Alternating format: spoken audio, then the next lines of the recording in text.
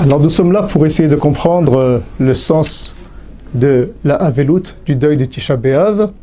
Nos sages ils disent que Shoalim Vedorshim Bilchot HaMoed, ça veut dire que chaque événement, chaque fête chez les Béné Israël, on doit essayer de comprendre le sens et comment s'y préparer.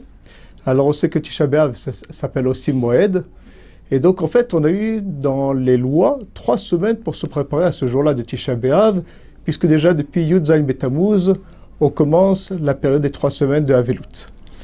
Et on sait, nos sages ils disent que tout deuil, Hachem il a fait que, comme tout deuil, tout événement qui nous attriste nous marque, alors Hachem a fait qu'il y a l'oubli. L'oubli, ce qui fait qu'en fait, quelqu'un qui a perdu un proche parent, donc ça lui fait de la peine, Hachem a fait en sorte qu'au bout de 12 mois, la personne, au point de vue, en tout cas de la sensibilité, elle est moins touchée par l'événement de la disparition de ce proche. Et donc, pour faire le parallèle avec la Velut du Khorban, au bout d'un an, on aurait dû, si on peut dire, oublier un peu cette peine. Or, on voit que, non, les Béné Israël, chaque année, on se prépare pendant 3 semaines, on va de plus en plus, les lois sont de plus en plus strictes pour justement parvenir à ce jour de Tisha B'Av. Et donc, on voit bien que nos sages, ils ont voulu que ça marque. Il y a toujours une ishtokekut du clan Israël, toujours une volonté de se rappeler, de revenir avec la réalité du Beth Amikdash. Alors, pour bien comprendre qu'est-ce qu'on a perdu et qu'est-ce qu'on espère, alors on va essayer de comprendre un peu plus le sens du temple. Alors, la source du temple, c'est le Mishkan dans la Torah. Dans la paracha de Trouma, la Torah, Moshe Rabbeinu, il ordonne au Béné Israël de construire un Mishkan. Et là, dans la Torah, on relève beaucoup de mitzvot. Beaucoup de mitzvot. J'ai vu dans le Sefer HaChinuch qu'il y en a pour au moins 40 mitzvot qui concernent le temple. Donc en fait, c'est énorme. Sur toutes les mitzvot qu'on a, le fait qu'on a perdu le Beth Amikdash, c'est l'impossibilité pour nous de réaliser toutes les mitzvot qui ont à faire avec le Beth Amikdash. Et donc, ça pourrait être ça le sens. Pourquoi on est mishtokek, pourquoi on désire le Beth Amikdash, c'est pour pouvoir réaliser toutes ces mitzvot qu'on a perdues. Parce qu'il s'agit bien de plusieurs dizaines de mitzvot. Mais sans approfondir, on voit qu'il y a beaucoup plus que ça. Beaucoup plus que ça. Et en fait, on va se servir d'Aïsod que le Ramban, dans son commentaire sur Parashat Trouma, il le répète en plusieurs endroits au début de son commentaire sur Parashat Veikra. En fait, la source, comme le relèvent les Mefarshim, elle se trouve dans le Zohar, dans Parashat Pekoudé. Et pour abréger, on va juste relever la phrase clé que nous donne le Ramban.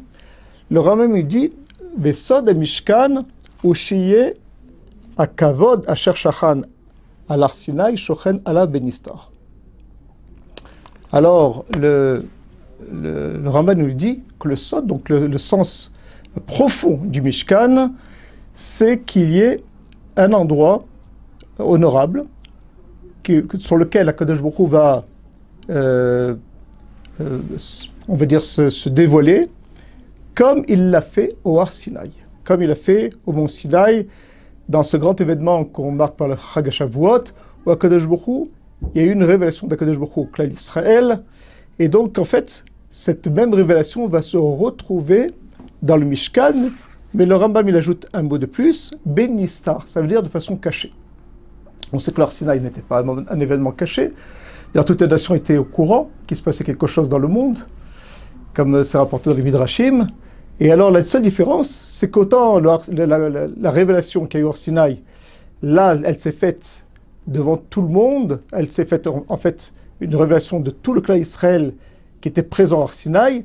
Dans le Mishkan, elle va se faire cacher. Ça veut dire qu'il y aura un endroit dans le Beth Amikdash où il y aura la même présence divine qu'il y avait au Har Sinaï, la même intensité de lumière et de vérité qu'il y avait au moment du Har Sinaï. Le Rambam rapportera des similitudes entre les deux événements, entre donc le Har Sinaï et le Mishkan et le Beth Amikdash.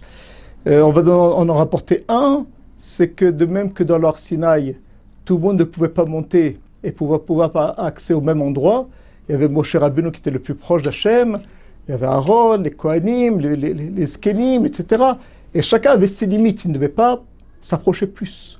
Alors aussi dans le Mishkan, on verra qu'il y aura aussi ce même principe dans le Beth Amikdash. C'est qu'il y aura un endroit où seulement les gens purs pourront pénétrer. Il y aura un endroit où seulement les Kohanim pourront pénétrer.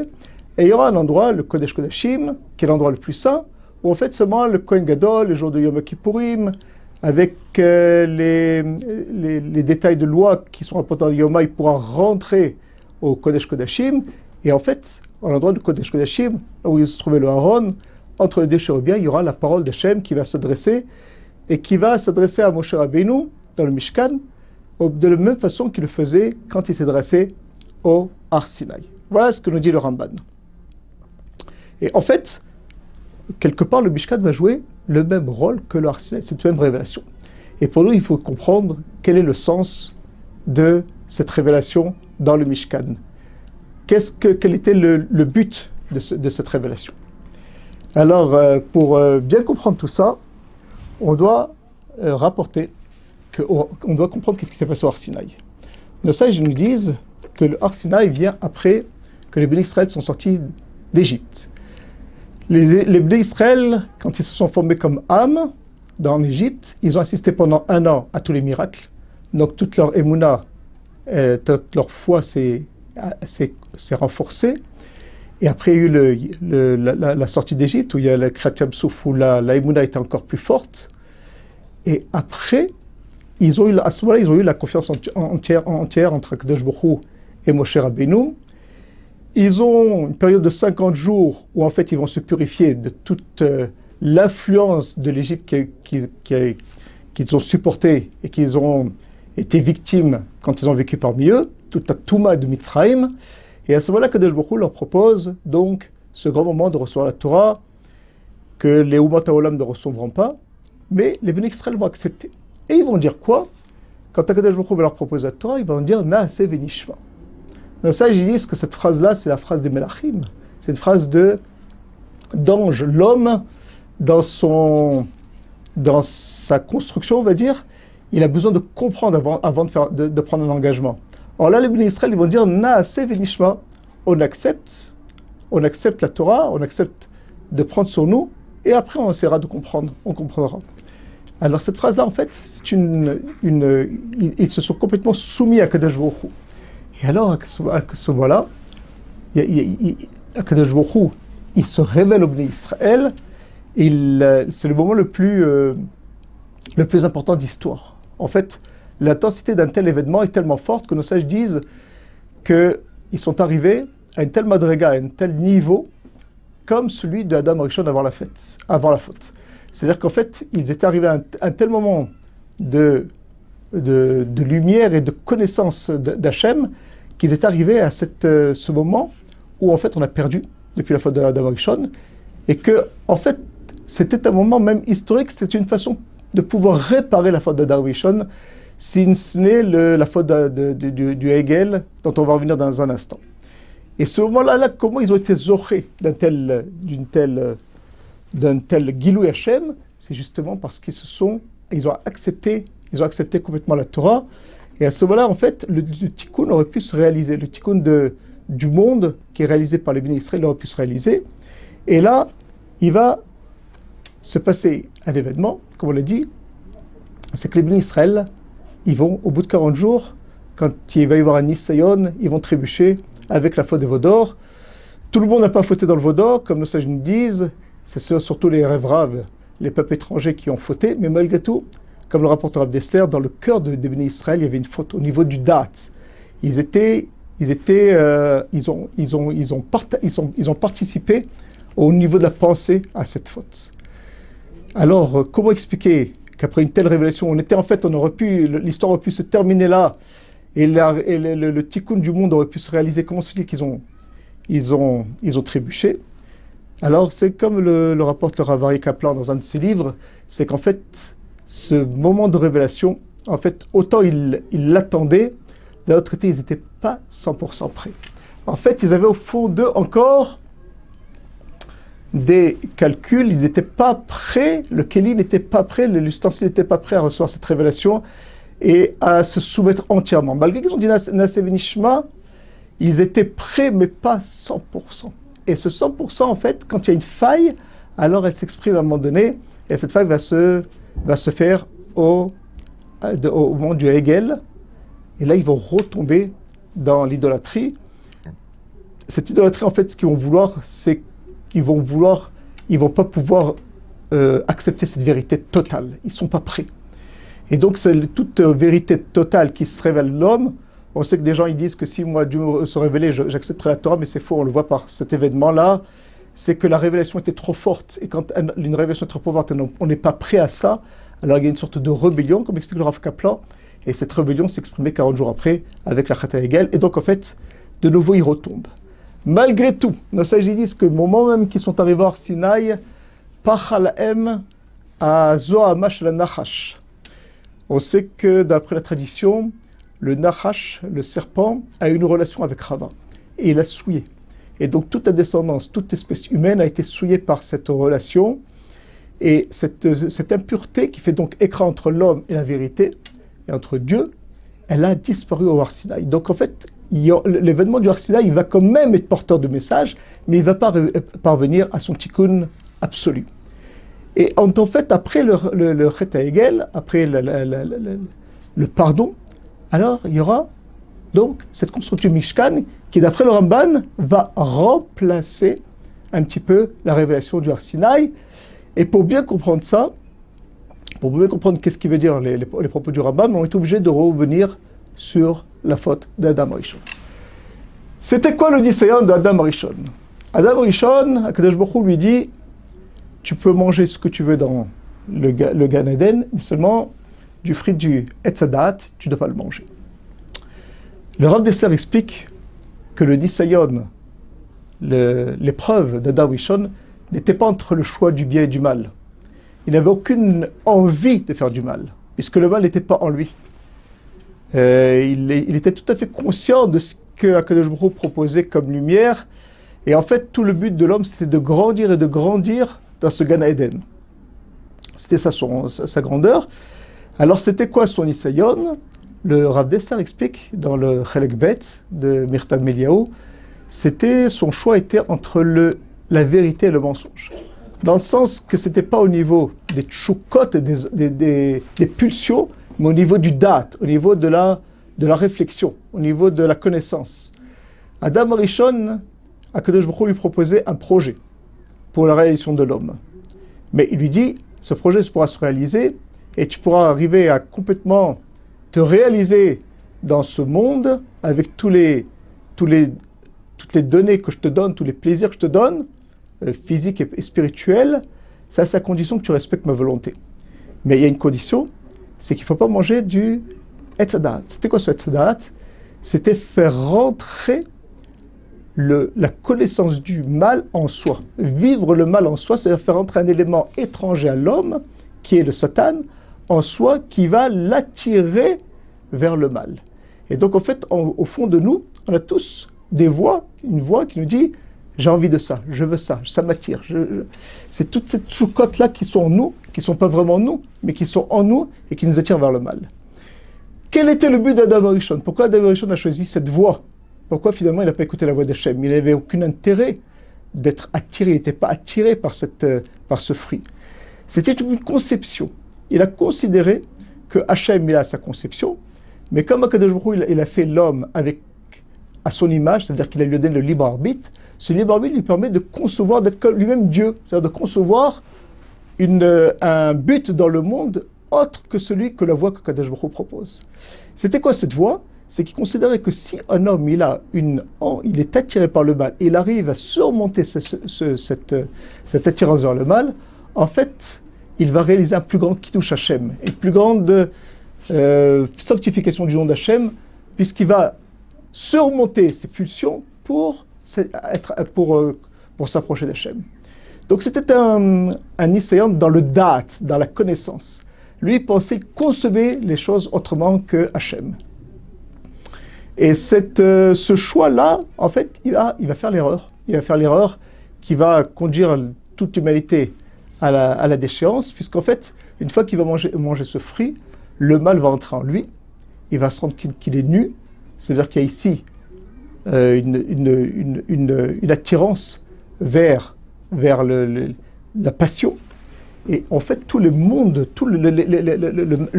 matériel qui était créé, et tous les mondes spirituels même qui enveloppaient Moshe Rabbeinu vont être complètement transformés. Et il va y avoir ce qu'on appelle un grand bilboul entre le bien, le mal, et là, le tikkun, la réparation va être très difficile.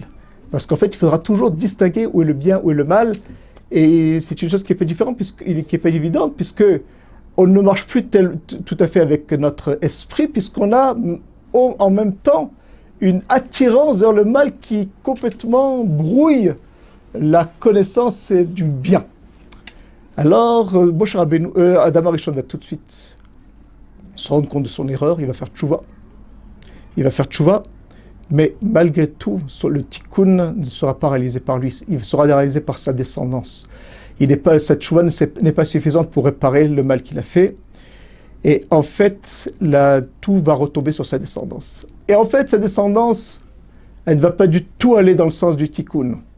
On voit que déjà, au niveau de ses enfants, il y en a un des frères qui va tuer son frère pour une histoire de jalousie, comme ça rapporté par nos sages et par la Torah elle-même. Tout de suite, on va tomber avec l'idolâtrie, on va tomber sur les mœurs, puisque Kadosh Baruch Hu, il va voir que les mœurs ils ont tellement dévié qu'ils shrit kol basar. Et Darko, que Kadosh Baruch Hu va détruire le monde, sauf la famille de Noach. Et en fait, le monde descend. C'est vrai que Noach était un tzaddik, il y a eu des tzaddikim parmi là, mais ils n'arrivaient pas à remonter le monde. Le monde ne fait que se dégrader. Le premier personnage de l'histoire qui va commencer le tikkun, ça va être Avraham Avinu. Avraham Avinu, il va chercher Hachem et il va parvenir à le trouver et il va recommencer le tikkun. C'est quoi le tikkun d'Adam Arishon? C'est le da'at, c'est la connaissance, c'est la soumission à la vérité absolue d'Hachem.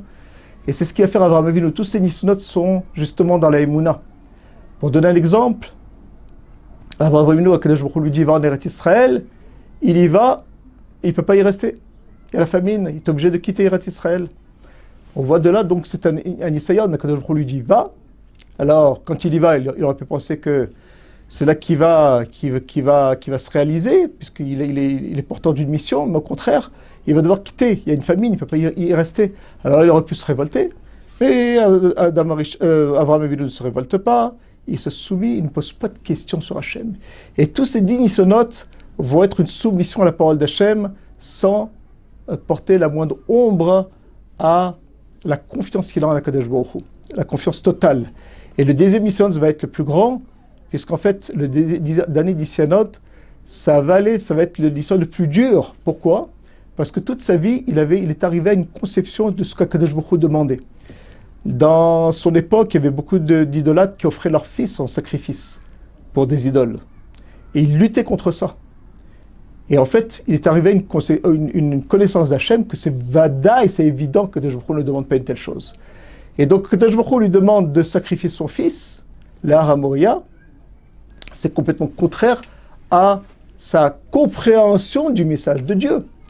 Ça, c'est le nisonot le plus grand, puisque c'est même contraire de ce que lui, il a compris du message de Dieu. Et malgré tout, il se soumet, il va sacrifier son fils sans poser de questions, parce qu'il sait que quand Kadosh Baruch Hu lui dit « fais », alors il faut se soumettre. Et donc, il casse son date, il ferme son esprit, il ne cherche pas à comprendre, et il sait que si c'est ça la volonté de Dieu, il le fait. Et en fait, Kadosh Baruch Hu va dire, va en faire le manig, va faire le père, le premier patriarche de l'histoire. C'est par lui que va se réaliser le tikkun d'Adam Arishon. Et ça, cette descendance va continuer. Yitzhak, en fait, pas toutes ces descendances, mais par Yitzhak, Yaakov, les Yud Bet Shvatim, qui vont toujours chercher Akadosh Baruch Hu dans leur recherche. Et ils vont toujours essayer de comprendre où Akadosh Baruch Hu, qu'est-ce qu'il réclame de l'homme. Ils vont fixer des tfilotes, puisque Yitzhak, autant Avraham Avinu a fixé Shachrit, comme nous disent nos sages, Yitzhak va fixer Mincha, Yaakov, Arvit, etc. Et de tous les Shvatim, on va pas revenir dans tous les détails, mais on voit que chaque fois ils cherchent Akadosh Baruch Hu dans leur recherche, dans leur vécu. et jusqu'à qu'ils vont former le clan Israël en Égypte. Et c'est à ce moment-là que, comme on l'a dit, après les miracles, après les chrétiens Souf, les Bnei Israël arrivent à une telle confiance à Kadosh Baruch Hu qu'ils disent Naaseh v'nishma, c'est la soumission la plus totale qu'il peut y avoir dans l'homme d'accepter à Kadosh Baruch Hu dans tout ce qu'il va proposer. Ils ont entièrement confiance.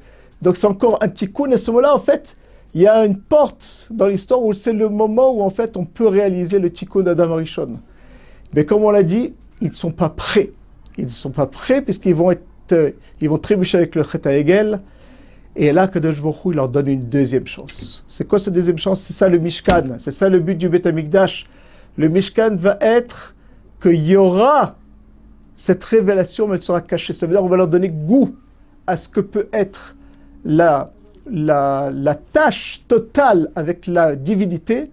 Cette expérience avec le divin qu'ils ont eu au Har Sinaï, ils l'auront au Beth Amikdash. Mais ils ne l'auront pas aussi de façon aussi glouya, aussi nette et visible qu'ils ont eu au Har Sinaï, aussi forte, puisqu'au monde de Har Sinaï, de ça, ils disent que leur âme les a quittés. Et ils ont même demandé à Moshe Rabbeinu, on ne peut pas continuer, on a peur d'en mourir. Et parle-toi avec Kadosh Baruch Hu, on ne peut pas continuer avec une telle vérité. Alors là, ça va être caché, comme dit le Ramban, ça va être dans un endroit où Kodesh Kodashim, tout le monde ne peut pas y avoir accès. Mais dès qu'on s'approche de Yerushalayim, déjà il y a une doucha à l'intérieur des murailles. Dès qu'on s'approche, on rentre dans le temple, dans même l'espace même du temple, il y a une doucha particulière de plus en plus forte. Et plus on rentrait en Beth Amikdash, plus on percevait la vérité totale qui faisait complètement oublier tous les doutes et toutes les sfekot que pouvaient avoir les Bnei Israël. C'est pour leur donner la possibilité aux Bnei Israël de goûter ce que est le but du monde.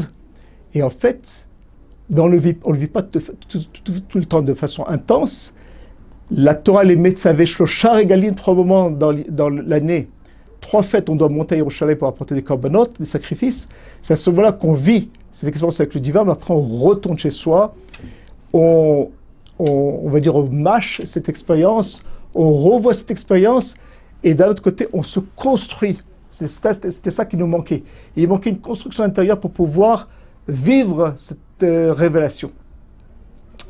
Donc c'est ça qu'on a de particulier avec le Mishkan, c'est qu'on a l'expérience du Har Sinaï et aussi quelque part le recul avec, qui permet à l'homme de pouvoir se construire pour parvenir à un moment donné à la soumission, le date complètement soumis à Kadosh Baruch Hu et réaliser là le tikkun d'Adam Arishon. C'était ça le but du Mishkan.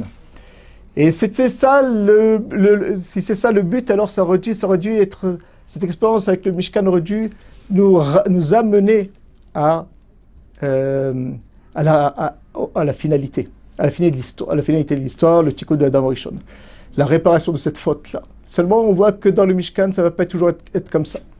Le Mishkan, l'expérience du Mishkan qui va durer une certaine période de l'histoire, quand on voit dans le Nar, des fois il va être fonctionnel, des fois il ne va pas l'être, des fois il va être capturé par les Pélishtim, ce qui veut dire qu'en fait les Bnei Israël n'étaient pas à la hauteur de cette révélation. Et à ce moment-là, en fait, quand il ne sera pas fonctionnel, ça veut dire que les Bnei Israël ne sont pas prêts. Les Bnei Israël vont être mitraskim, ce sera à l'époque de David Ameler. Et alors que David Ameler, il va décider de construire un temple dans l'endroit le plus saint de la terre, au Har Moria, là où Abraham Avinu a sacrifié son fils, là où le monde s'est créé. Et c'est là que se trouvera le Kodesh Kodashim. Et il va fixer les fondations du temple. C'est pas lui qui le construira, ce sera son fils. Mais David Ameler va faire ce qu'on va dire les fondements de ce temple pour que Kadosh Baruch Hu ait une résidence fixe pour ce. Donc ça va plus être le Mishkan, ça va être le Beth Amikdash. Alors ce Beth Amikdash, c'est Shlomo Ameler qui va le construire. Et en fait, l'époque de Shlomo Ameler va être la période la plus intense, la plus grande pour le clan Israël, où en fait tout les Umot HaOlam vont vouloir s'approcher d'Israël. La royauté va être reconnue par le monde entier. Le Beth Amikdash, tous les Umot HaOlam vont vouloir offrir des sacrifices à Hachem. En fait, on n'est pas loin de l'époque on va dire qu'on espère, quoi, où le clan Israël vit dans sa Adma, Beshalom. D'ailleurs, il y aura une période complètement de paix dans le monde. Mais cette période-là ne va pas durer. Déjà, au niveau de ses enfants, il y aura une scission dans la royauté du clan Israël. En fait, il y aura des rois qui vont suivre, qui vont mettre idolâtres. Le clan Israël, malgré qu'il y aura ce temple-là, donc qui aurait dû être la source, au contraire, de chizouk, de force pour se renforcer et pour parvenir à la réalisation du monde, elle ne va pas se réaliser, le monde va se dégrader. Le Beth Amikdash Harishon va durer un peu plus que 400 ans. En fait, il y aura le Khorban. Il y aura le Khorban, il y aura le Khorban Beth Amikdash qui aura donc le jour de Tisha B'Av, en ce jour, et le clan Israël va partir en galoute. Les fautes que nos sages relèvent sont très graves. Il s'agit de Avodah Zara, d'idolâtrie, de shfichut damim, de meurtre, de giloy arayot, d'inceste, donc des fautes très graves. C'est-à-dire que d'un côté, ils vivaient le moment, des grands moments d'extase dans le Beth Amikdash. De l'autre côté, quand ils se retiraient, au lieu de prendre la force de cette expérience-là et de se renforcer, quand ils revenaient chez eux, en fait, ils retombaient dans leur matière. Ça veut dire qu'ils n'arrivaient pas du tout à surmonter. C'est-à-dire qu'ils allaient là où ça les portait. Là où ils montaient, alors ils montaient. Là où ils étaient, où leur yetzer, leur pulsion les attirait, ils y allaient. Ils n'arrivaient pas du tout à se renforcer. Et alors, il y a le Khorban.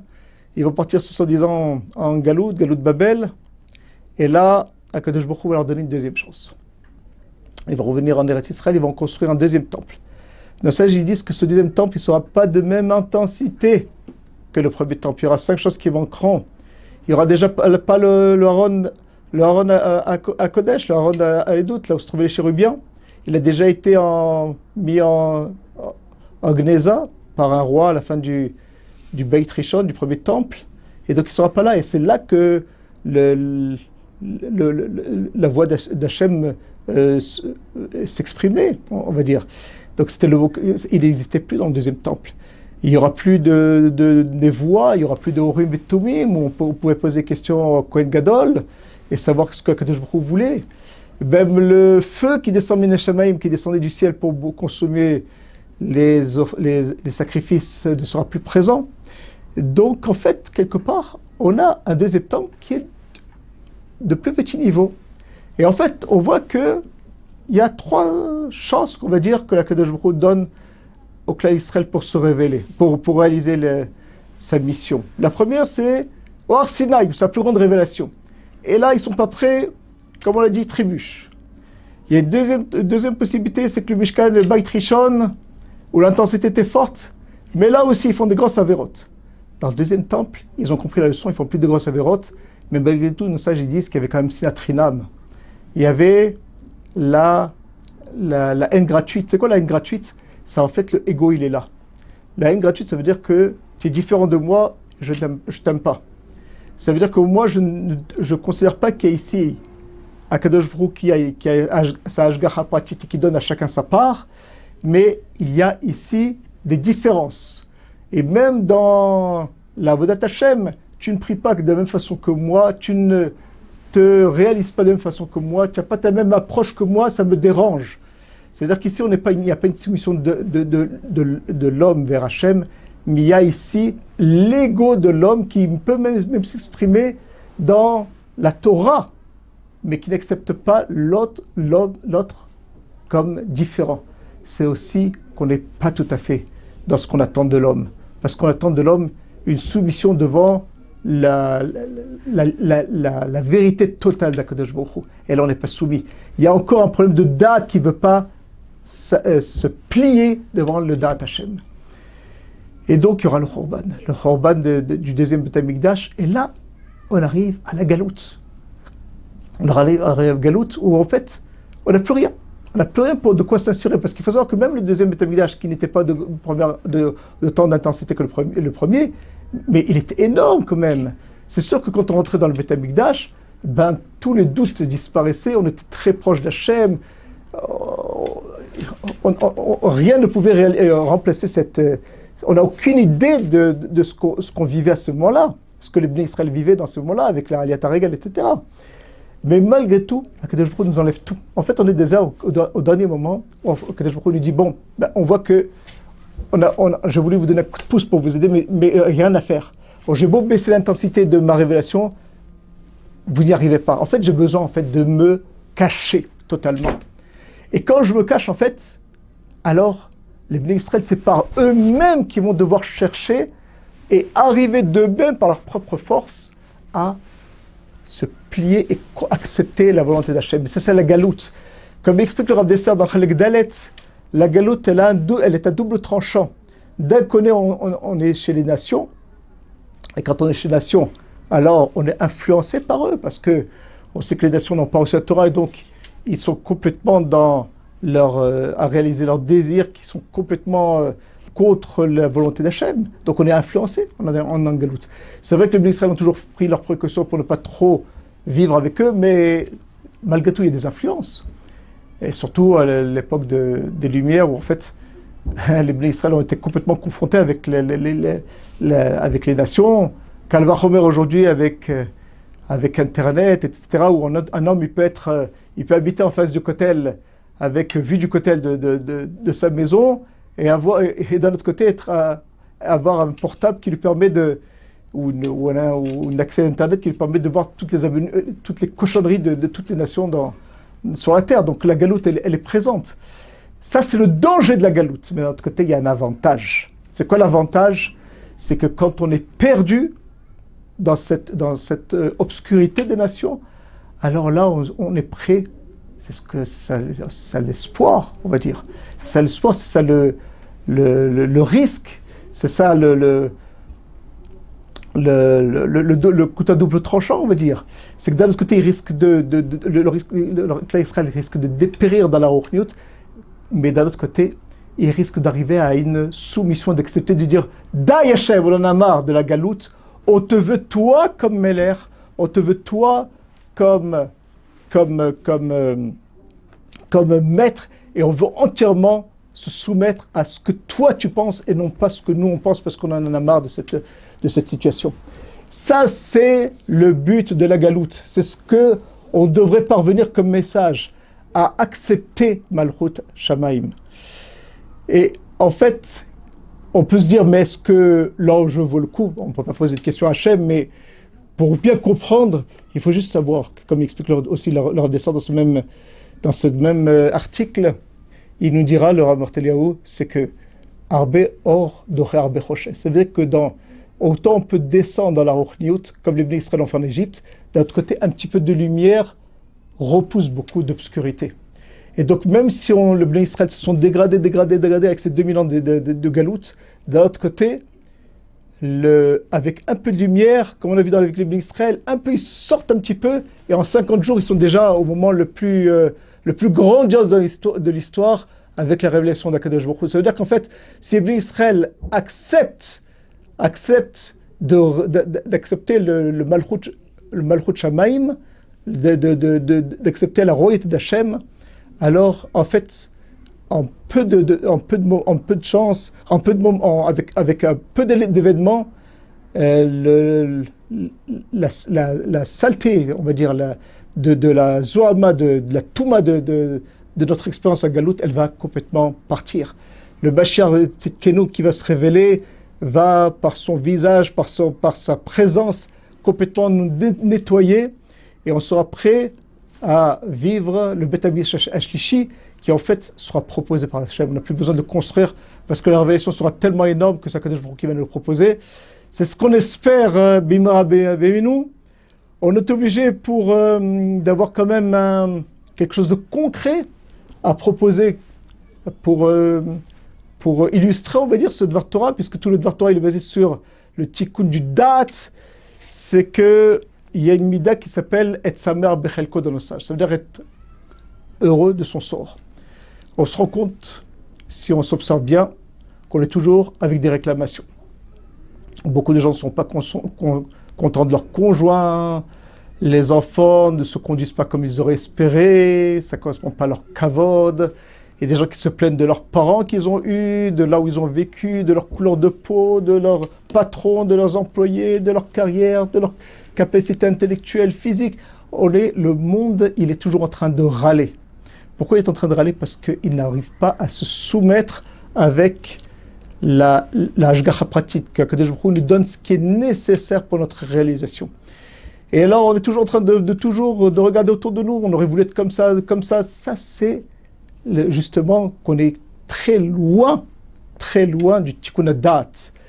Et donc, si on arrive à travailler sur ça, et être sa mère Bechelko, être content de son sort, parce que celui qui est content de son sort, en fait, il est très proche d'Akadosh Baruch Hu, alors on sera sorti de ce jeûne avec quelque chose de concret, de quoi travailler pour effectivement espérer que en ce jour-là, Akadosh Baruch Hu sera le roi et son nom sera Hachem sera Echad, ou Shmo Echad, et son nom sera Echad. Hachem Echad, ça c'est évident, mais Shmo Echad, ça veut dire qu'on va l'appeler Echad. Ça, on est encore loin. On espère justement que par notre travail, on va réaliser. Bezrat Hachem. Bimera Be'amen.